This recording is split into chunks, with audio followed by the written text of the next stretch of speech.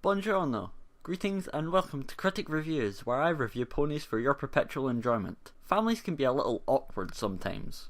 They can be annoying and infuriating at times, but the weird thing is, you still love them in a way. I've yet to see a single episode of a cartoon show that has displayed the kind of bond that sisters have. That is, until this episode came along. So join me as I take a look at it. It's the favourite of our resident analytical hippogriff. It's the one and only Sisterhooves social. So this episode focuses on the trials and tribulations that occur when Rarity's little sister, Sweetie Belle, stays with her for a week. There are some bumps along the way, as there almost always is, but also, as is most always the case, the two sisters can work out their differences and be there for each other. A truly important life lesson. So is this episode really that great, or does Bird Butt have it wrong? So let's put on our anal retentive flame-proof waistcoats and let's dive right in. So this episode starts with something on fire.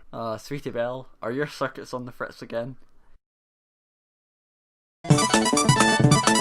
Nah, but this opening scene and its backing music really set the tone for what Rarity is like. Regal, clean, and well, slightly uptight if I'm honest, which is what I consider one of Rarity's character flaws, at least in some aspect, but we'll get to that later on. It was in this episode that Sweetie Belle was established as Rarity's sister. I mean, sure, she was a character long before then, but this was the first episode that stated it outright and gave a great chance for Rarity to develop not only as a character, and I think we can all agree that this shows that no matter how weird you may seem, the love of sisters can break through any problem. Not only was this the case, but their parents are included into the mix as well. I always like to see a character expanded upon, especially when it comes to backstory, parents and such, which is why I very much liked Cutie Mark Chronicles, but more on that episode at a later date. Something I found very interesting though about these characters is how opposite they seem to be from Rarity's high society attitude. It brings up a lot of questions about Rarity's upbringing, like perhaps since Ponyville is represented as a rather simple place as compared to Canterlot and Rarity's dream to live in the big city, it could possibly explain why she is slightly embarrassed by her origins, as they only seem to be oppressing her true desires. But that calls into question something else. We saw back in season 1 with Cutie Mark Chronicles that the Carousel Boutique is where Rarity lived when she was a child.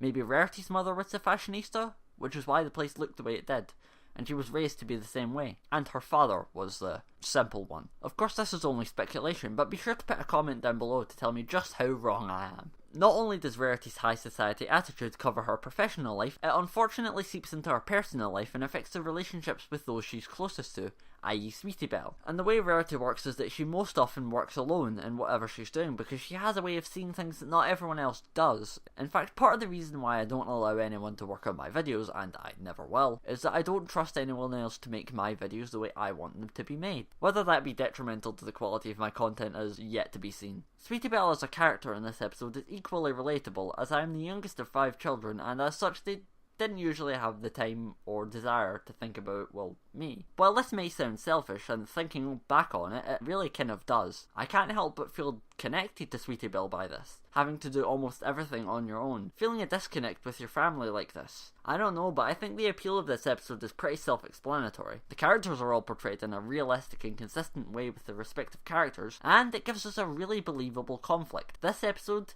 gets a 9 out of 10. So anyway, that's this week's video. If you liked this video, be sure to hit that like button like it's a moving target with a face of your worst enemy on it. And if you want to see more reviews of this caliber, subscribe for more. I'm the Ponyville Critic and I will speak to you all soon.